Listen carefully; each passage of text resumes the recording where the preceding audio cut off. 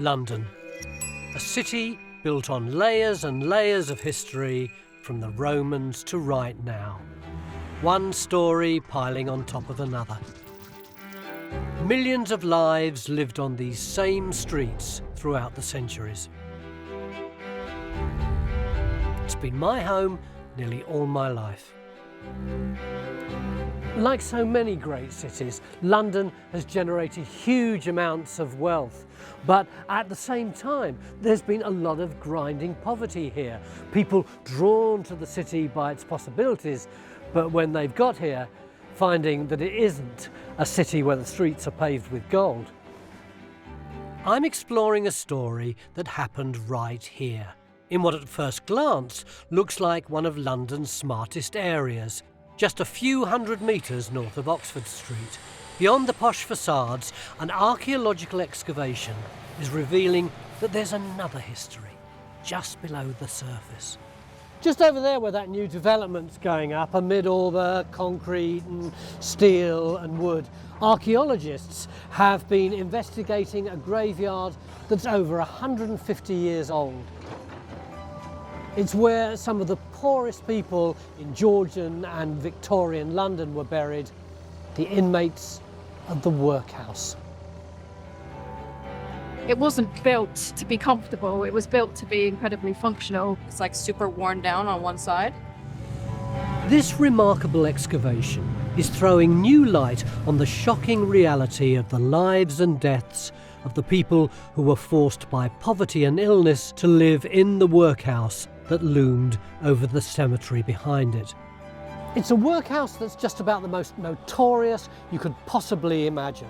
That building and the people who lived in there were the inspiration behind Charles Dickens' great novel of poverty and horror and the workhouse, Oliver Twist.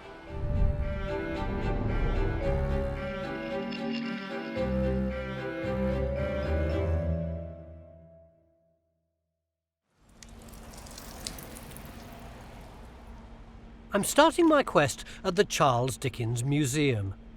It's in the building where he lived when he was becoming a celebrated writer in the 1830s. I'm now in Dickens' house. This was his drawing room in the 1830s when he lived here, and this next room is really special because it was in here that Dickens actually wrote Oliver Twist. And that's a book I feel very closely associated with because in the year 1960, when I was about 13, I was in the original cast of the stage musical of Oliver, which was based on Oliver Twist, and that's me, the Artful Dodger, in the original production. And here we have in Dickens' hand mention both of Oliver Twist and of the Artful Dodger. This is a bit where Oliver has just been caught for committing a crime which he didn't actually do. He's been set up by the Artful Dodger and his mate Charlie Bates. And here's Oliver saying, "It wasn't me, sir. Indeed, indeed. It was those two other boys," said Oliver, clasping his hands passionately. "They're here somewhere." "Oh, no, they ain't," said the officer. He meant this ironically, but in fact, the Artful Dodger and Charlie Bates had already sneaked off down the nearest alleyway.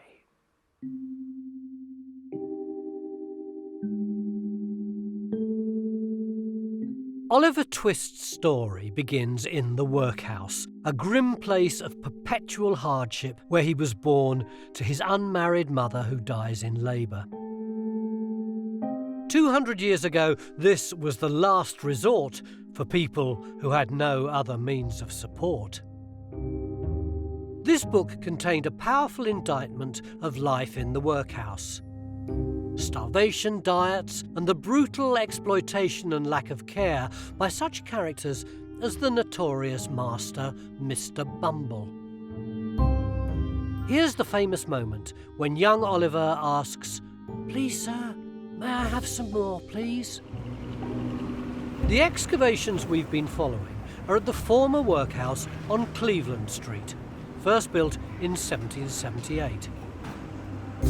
Dickens knew this place well from his own upbringing. I'm on my way to a private flat just a few doors along the street. 18, 20. Here we go, up here. The old blue plaque. Young Charles Dickens twice lived in this house, 1815-16, 1828-31, a few doors down from the Cleveland Street Workhouse.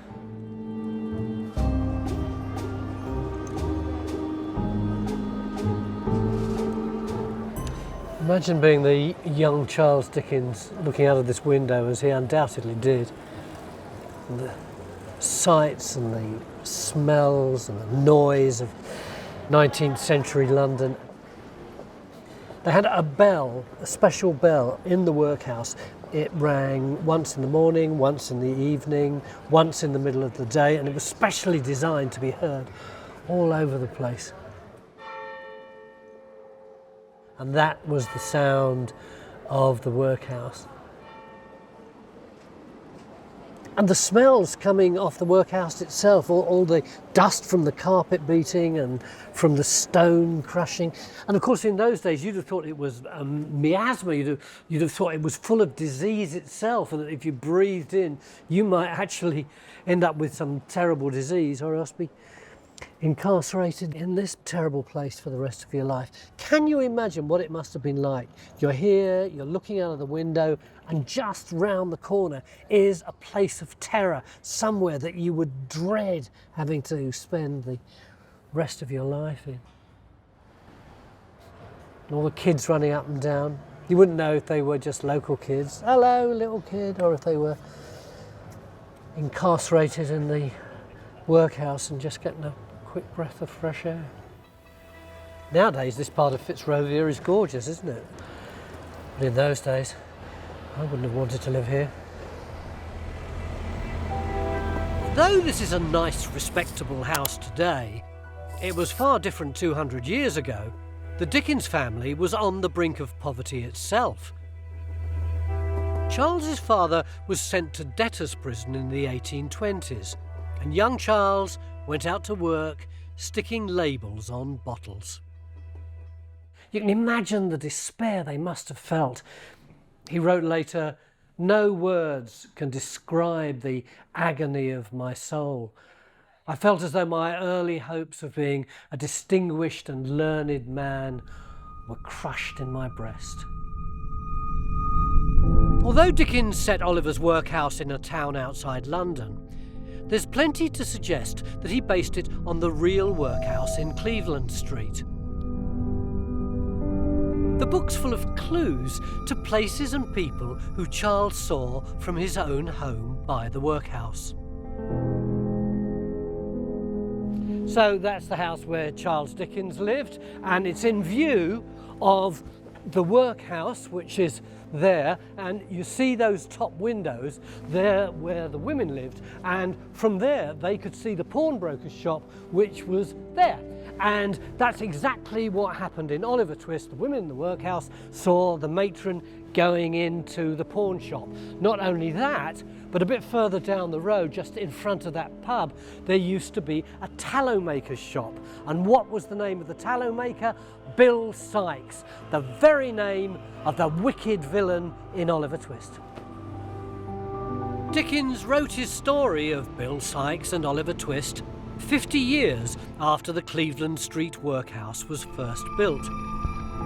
It was located in what was once an area right on the edge of London. The archaeologists have been discovering plenty of evidence that the site was originally a quarry and city dump. All sorts of everyday 18th century rubbish is turning up in these lower layers, from oyster shells to bits of broken footwear. We found a few of these. Leather shoe, preserved quite well. It just came straight out of one of these backfill layers. Very good preservation. It's obviously quite waterlogged, and the leather's lasted.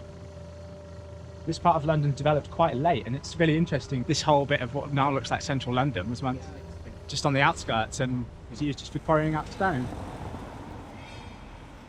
When London finally caught up with it, they backfilled it and they built the workhouse. But you can see how much material has gone into filling it up. I mean, we're nowhere near the bottom of it yet. It's quite substantial. In the upper levels, the archaeologists are uncovering a wealth of valuable information about the workhouse buildings. Obviously, as archaeologists, we're starting at the top, the most modern recent layers, and slowly peeling those off to reveal the earlier story of the workhouse. And what we're seeing is the evolution and life of the building change and develop based on increasing numbers of poor that came here. Historical records indicate that it was grossly overpopulated. A visiting doctor said he thought there was supposed to be 300 people in the workhouse and there were at least 500.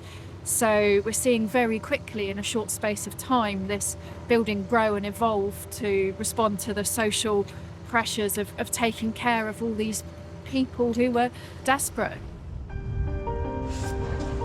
Traditionally, church parishes were responsible for looking after the poor by handing out charity like food or clothing. But as London grew exponentially, the old parish relief couldn't cope. Covent Garden, just half a mile away, was swamped and set up this place in 1778.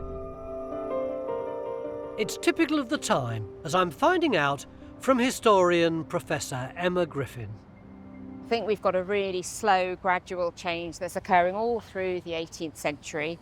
Certainly if we go all the way back to the 16th century, I think you've got a rather different attitude towards the poor that's kind of rooted in the concept of Christian charity. With lots of urban growth and city growth, poverty is becoming a much larger problem all through the 18th century. And yeah, I think we've definitely, by the end of the 18th century, got a hardening of attitudes and a desire for slightly more forceful solutions. Funny, isn't it? We're walking through respectable Fitzrovia now, but right here, there's a huge workhouse.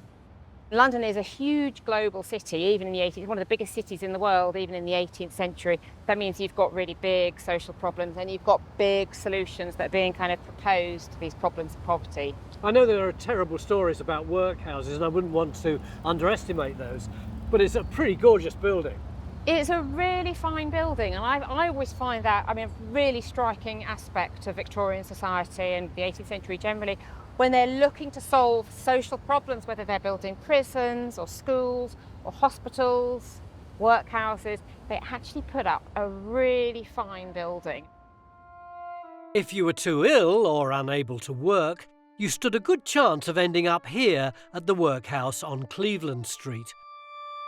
The workhouse had its own cemetery at the rear, where they buried the inmates who didn't get out alive, cramming them into stacked up graves.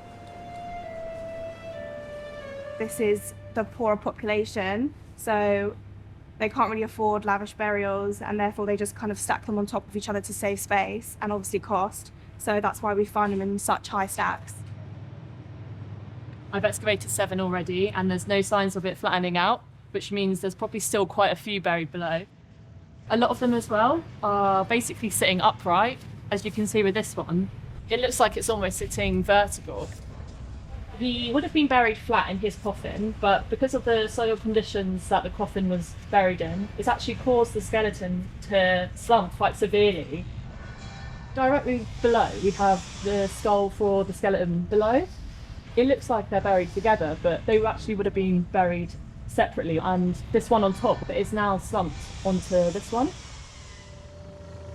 Once they're all carefully excavated to enable the development of the site, the skeletons will be reburied in consecrated ground.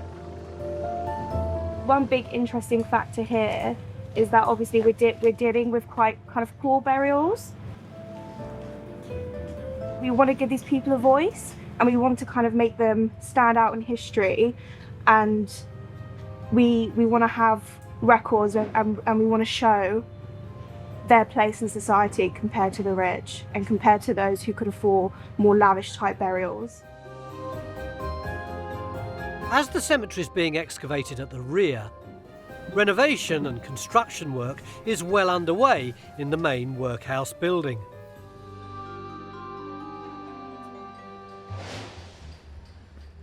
It's a beautiful wall, this, isn't it? Just been reconstructed rather well, I think. Can you imagine there would have been a big arch over the top that said, avoid idleness and intemperance. In other words, when you came in here, you knew it wasn't going to be a holiday camp. And they would have a gateman here in his little gatehouse and another one on the other side. Incredibly bureaucratic. You had to sign in every time you came, checked to make sure that you were allowed to come in. You'd also be checked to make sure you weren't carrying any booze. Sign out again when you left. People must have been tearing their hair out at the length of time all this took. But it's perfect for the modern day historian because it means we've got a record of all the people who came in and went out again. You've got a woman here, Elizabeth Longstaff, she came in again later on there, and you've got a bloke here, James Lambert, who, date of discharge, June 1856. Why was he discharged? Dead. It's pretty clear, isn't it? I'm meeting an expert on how workhouses like this operated. Peter Higginbotham. We're right in the middle of a building site and we've just stopped, hopefully, for long enough for us two to be able to talk. Yes. It would have been slightly different to how it is now when this was a workhouse, wouldn't it? Well, it would have been quite noisy actually, and people bustling around. I mean, you had getting up to 500 people in a building like this, and where we are down here would have been the laundry originally. Lots of steam and things banging around. So it wouldn't have been that different, really. It's actually quite evocative in a way. When you say there were 500 people here, 500 people actually staying here? Yeah, pretty much. I mean, it's a turnover. People going in and out and people dying. Yeah. On average, there was, let's say, between 500 and 600 people in the 1850s at least.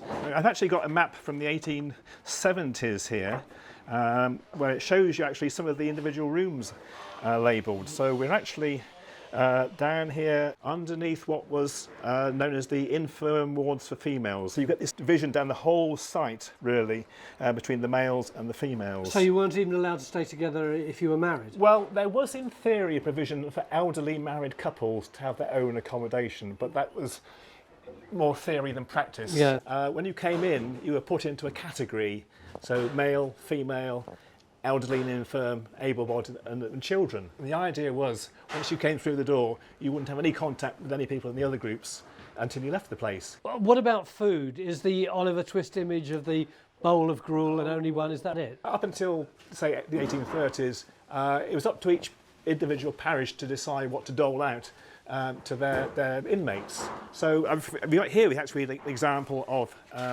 a diet plan from 1830, and I don't know if you can see, so Sunday, for example, we've got gruel for breakfast, so that's on the menu, but we've also got some best wheaten bread, ox beef boiled, with greens or potatoes, and a quart of table beer.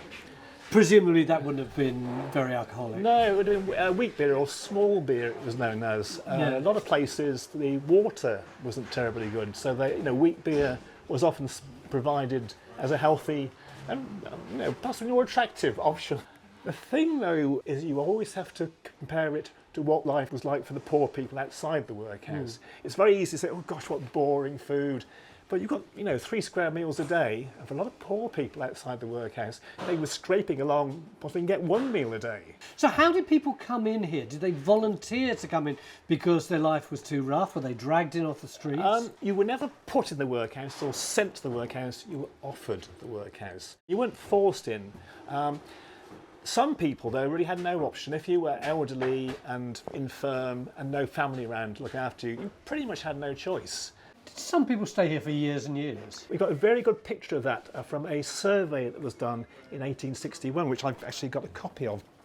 This is recorded for every workhouse in the country, the names of all the people who've been in permanent residence for 5 years or more, and what reason was given for them having to end up there. Some of these reasons are amazing, aren't they? Deaf and dumb, rheumatic gout, aged, lame, idiotic, we've got 3 or 4 of those. Subject to fits, bad legs, idiot, bad legs and idiot. even though it's just a list of names and numbers, it really gives a really, sort of a sad portrait of the whole institution. Yeah, you got 11 years, 10 years, 12 years, 14, 12, 12, 12, 15, 14. Just goes on and on, doesn't it? Yeah. 20 years I can see down the bottom here. Yeah, about 1 in 7 of the inmates here would be permanent inmates. Yeah. Back at the excavations behind the building, the archaeologists have uncovered a vital part of the workhouse deep in what was once a basement. Really, really exciting. We've got effectively the workhouse kitchen with this incredibly large industrial oven that was used to feed the poor people and sick people that were living here. This cookhouse would have fed potentially several hundred people at its busiest. It wasn't built to be comfortable, it was built to be incredibly functional, and the amount of food that you were making, it would have been really unpleasant. The kitchen excavation is next to the workhouse cemetery, where the team's continuing to work through the hundreds of burials. Obviously, it's quite daunting digging up skeletons every day, and sometimes you have to often detach yourself from the fact that you are excavating a human skeleton. But the information we can get from them tell us so much about their lives, who they are, where they came from, and the lifestyles they would have lived as well. Several skeletons have revealed the sort of chronic infirmities that meant they had no other option but to live here for much of their lives.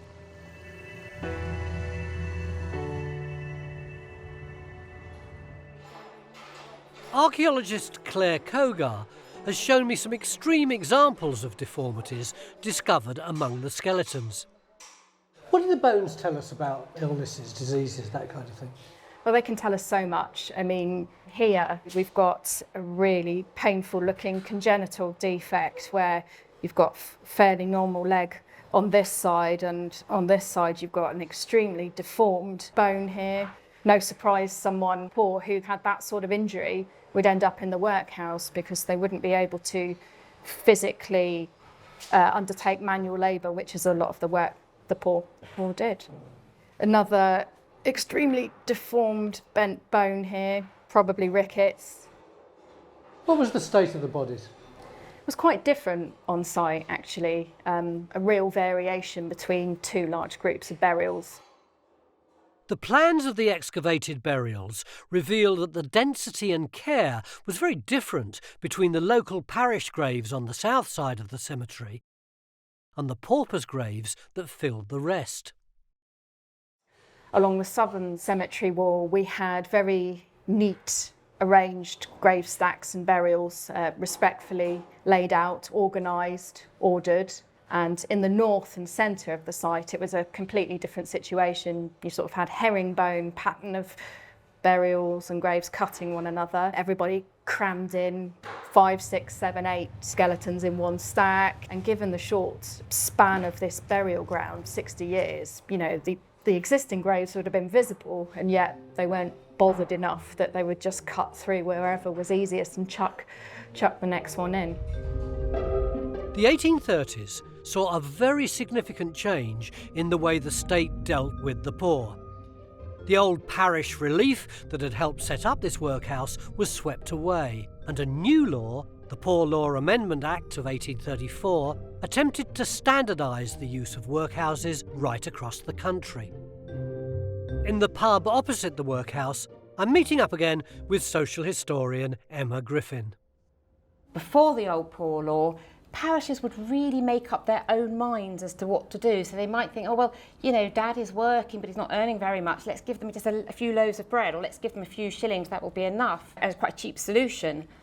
What's lost with the Poor Law is all of that discretion. So now the only option that the overseers of the poor have is to say the whole family goes into the workhouse, rather than all these ad hoc propping up kind of solutions that were there previously. The legislation simply says that the only way you can get support from the state is via the workhouse. And if you don't want support via the state, you can go and do whatever it's a free world. I suppose that's part of the kind of the British tradition. It's free world. You can go out and do whatever you like. So no one's being made to go there.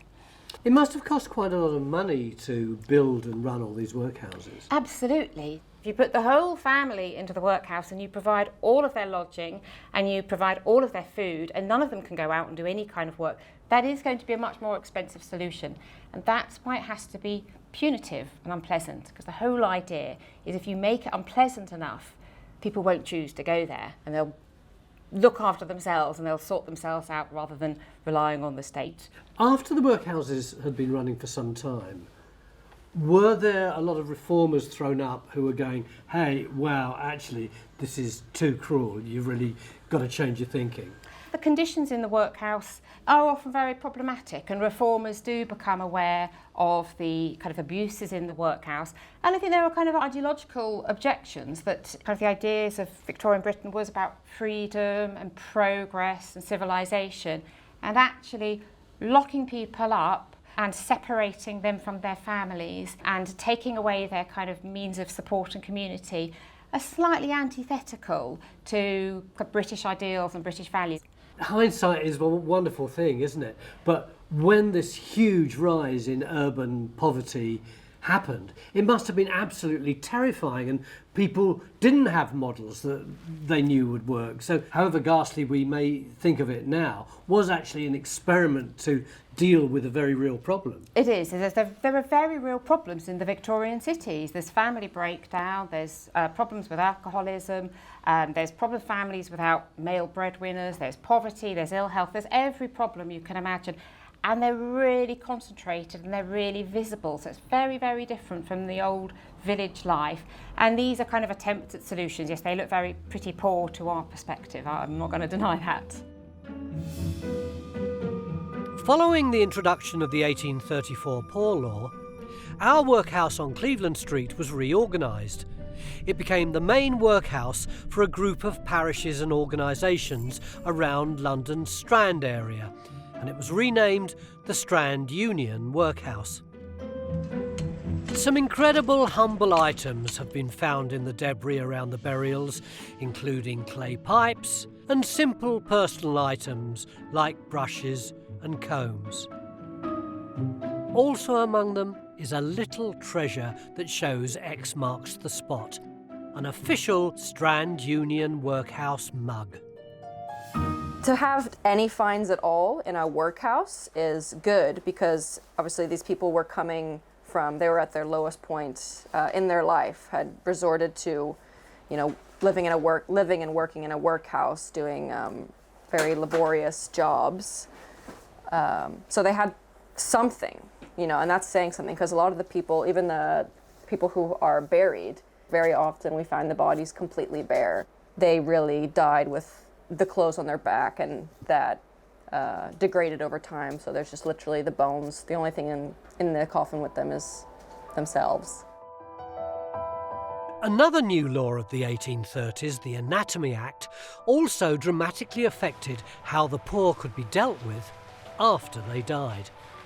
Throughout the workhouse excavations, many skeletons are emerging that reveal how the poorest people could be examined post-mortem by the medical profession. We've had some really unusual and exciting finds here. We've had loads of evidence of dissection and autopsy.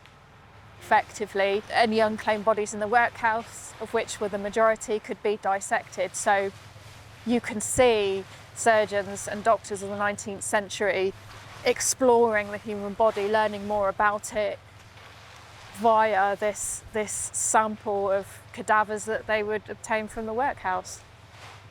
Florence is excavating a skeleton whose skull has been carefully dissected. So here we have a craniotomy, which is where after the individual died, they cut round the top of the skull to look at the brain, which is seen quite a lot on this site. And here it's very clean, straight line, but sometimes if they're quite inexperienced, they'll do quite a poor job and it's quite a jagged line.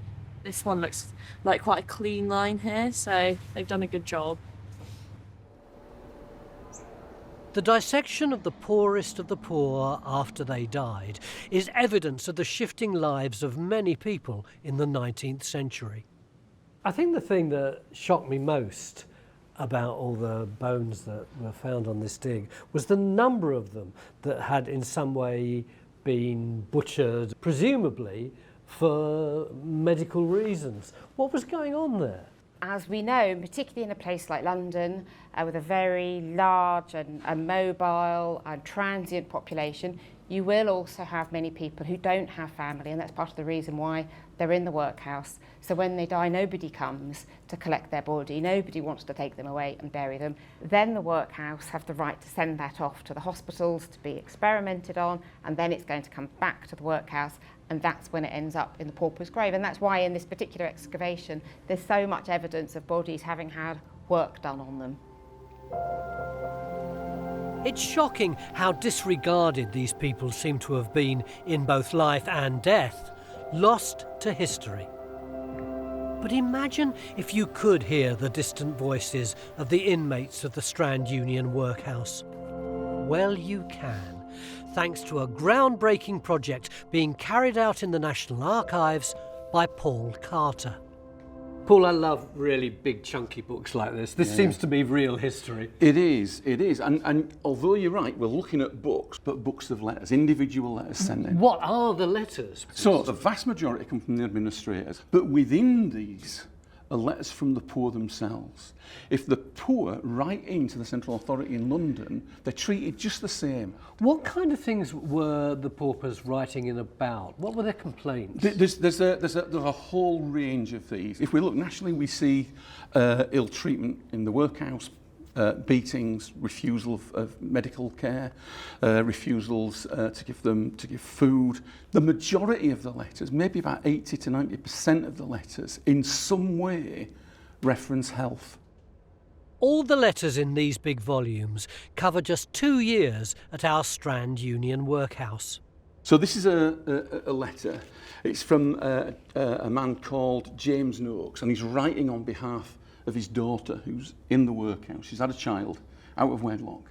And he writes in on her behalf, and he talks here about, Sir, will you have the goodness to inform an anxious, heartbroken father if under any possible circumstance the master of a union workhouse is justified in keeping a pauper, and that pauper only just discharged from a hospital without a morsel of bread. 7 whole days, that is 5 days successively, and 2 days after.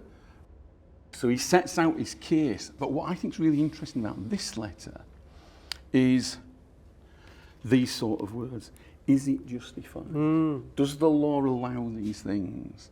So immediately, in terms of the rhetoric that he's using, it's putting the commission on the spot. Yeah, it's very elegantly written. It's in a very good hand. Yeah. And the sentences themselves are really quite subtle, aren't they? This I not think some it's quite brute subtle. who's writing No, this. every word matters, and the poor were aware of that. But what it does do is it generates an investigation into that case. Show me some more. Sure. Okay. Who's this from? So this is from Eliza Longstaff. Eliza or Elizabeth Longstaff. Remember her? Longstaff. She came in again later on there. She was one of the names I saw in the Gateman's Register for 1856. She talks about the treatment of the paupers in the workhouse, and she wants one of the inspectors to come down, but she talks here. Oh yeah, it's quite legible, isn't it? Yeah, it's very well written.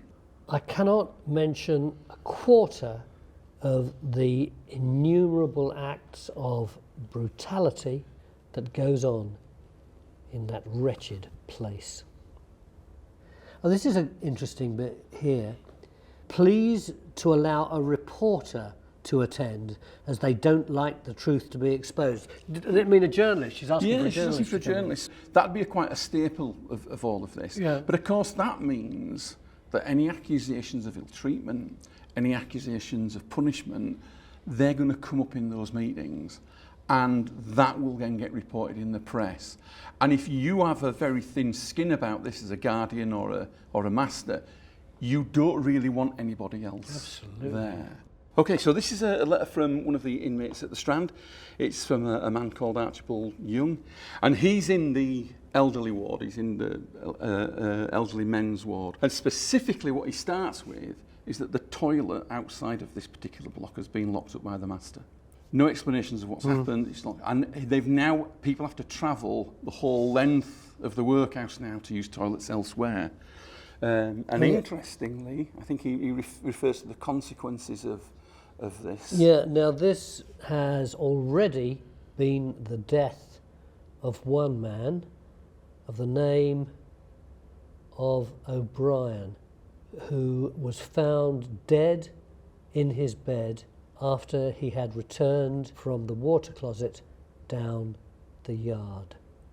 So it's all of the conditions about the workhouse that they can complain about. And I think on this occasion, he gets it sorted.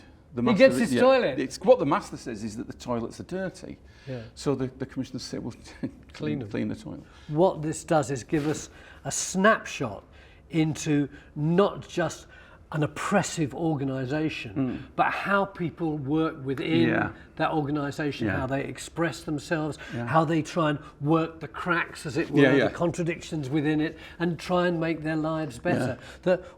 It's so easy in history, isn't it, to think of the people at the bottom of the pack as just put upon, and there's nothing they can do.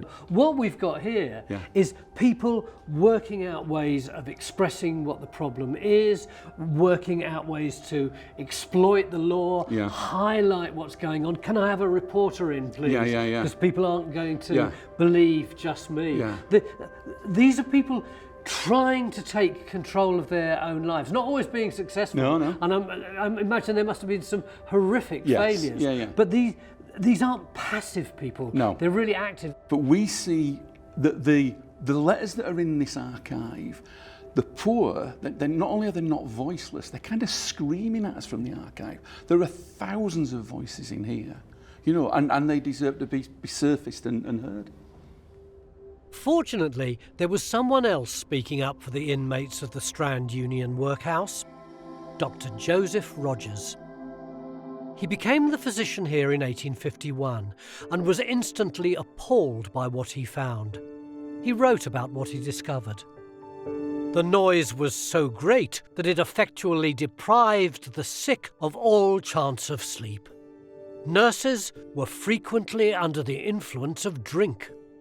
It was altogether unsuitable for the reception of any human being, however degraded he might be. Scores and scores of distinctly preventable deaths of both mothers and children. This is what Joseph Rogers had to say about the care that was available here. There were no paid nurses. Such nursing as we had and continue to have for the first 9 years I was there was performed by more or less infirm paupers, with the occasional aid of some strong young women who'd been admitted temporarily. The responsible duties they had to perform were remunerated by an amended dietary and a pint of beer. Occasionally, for laying out the dead and for other specially repulsive duties, they had a glass of gin. Rogers was constantly at war with the deplorable master of the Strand Union, George Catch. Life imitated art. Catch was a real-life version of the mean and brutal Mr. Bumble, created by Dickens 15 years earlier. Catch even made Rogers pay to feed infirm patients out of his own salary.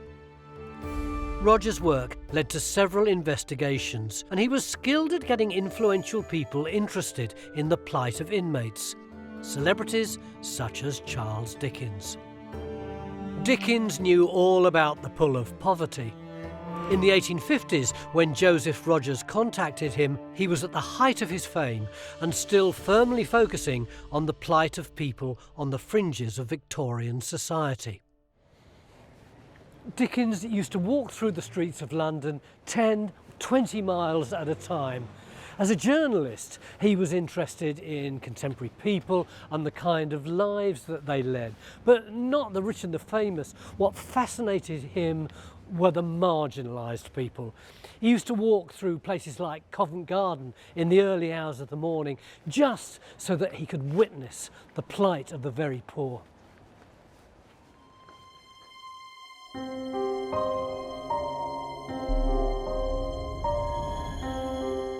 Throughout his career, Dickens wanted to bring about change through his writing.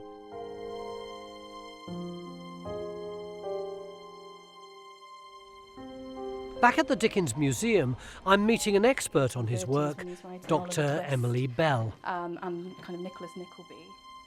For me, Dickens is always in inverted commas. He's like, Dickens. But he was a real human being living in a real social context, wasn't he? Yeah, absolutely. I think at the beginning he's an observationist. He's very much in the style of the 18th century satirist that he likes. It's very funny, he's always very funny. And then when he starts writing Oliver Twist, for example, his first biographer described this as Dickens finding his higher purpose in social reform.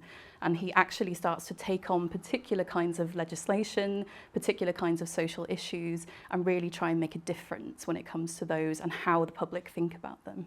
And one of the big foundational things for Dickens is his own childhood. And it really makes him interested in the plight of poor children, abandoned children, the importance of education, and those kinds of issues. Oliver Twist is probably his most famous book, and probably the most famous setting is in the Workhouse. Dickens does paint the Workhouse as almost irredeemably ghastly. Was that just him pushing reality a bit, or were they that bad? The real purpose behind them at that point was to be that bad, with the idea that they should put people off wanting to be there.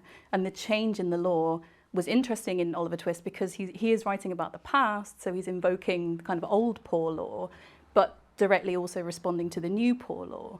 So the belief that the workhouses should be punitive, they should be horrible places with terrible food that separated families forcibly, that was central to the purpose of the workhouses in the 1830s.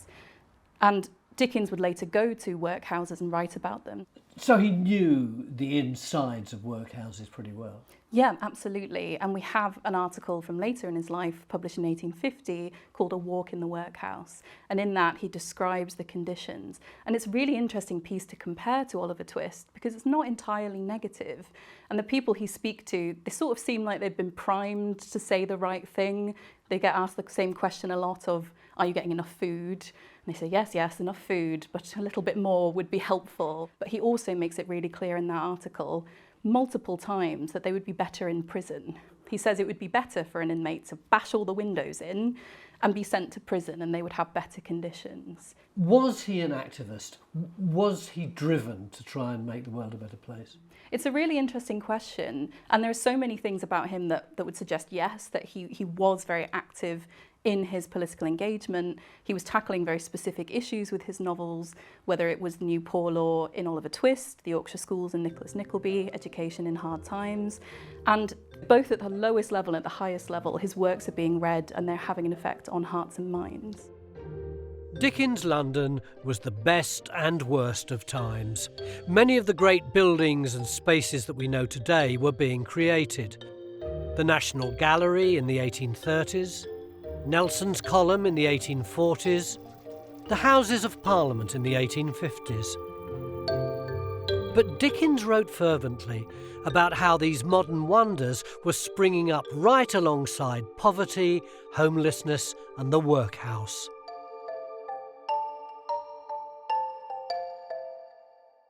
We always know how Dickens feels about it, and he really abhors the hypocrisy of Victorian society that has these grand projects. And there's a wonderful article that he writes later in his life where he imagines people in the future finding the footprints of poor children in London, poor starved children, and how they could not believe that the society that the Victorians have could let those children starve. That in ages and ages past, that's such a wonderful society would let this happen to children. So he's very aware of that hypocrisy, and he's very much taking a pointed aim at it. He wouldn't be very impressed by our network of food banks. No, I think we can safely say no. I mean, he was very supportive of those kinds of things, but they shouldn't be needed.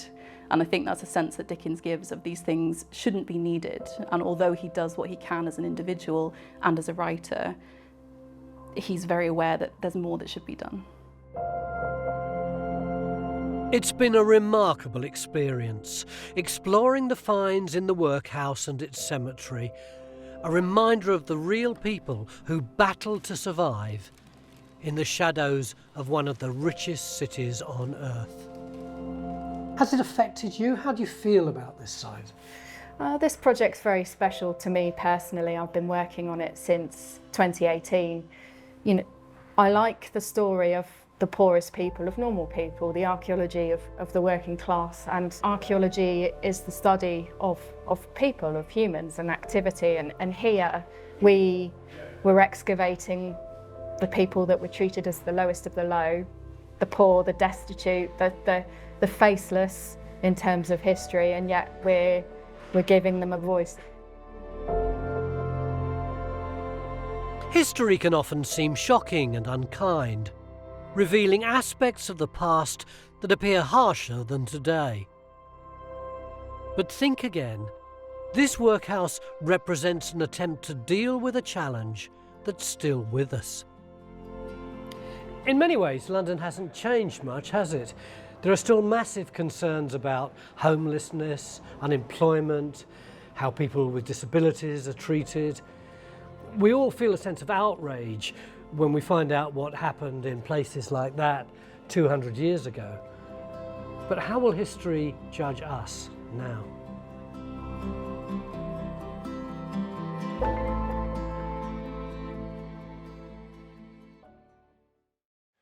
Thanks for watching this video on the History Hit YouTube channel. You can subscribe right here to make sure you don't miss any of our great films that are coming out. Or if you are a true history fan, check out our special dedicated history channel, historyhit.tv. You're going to love it.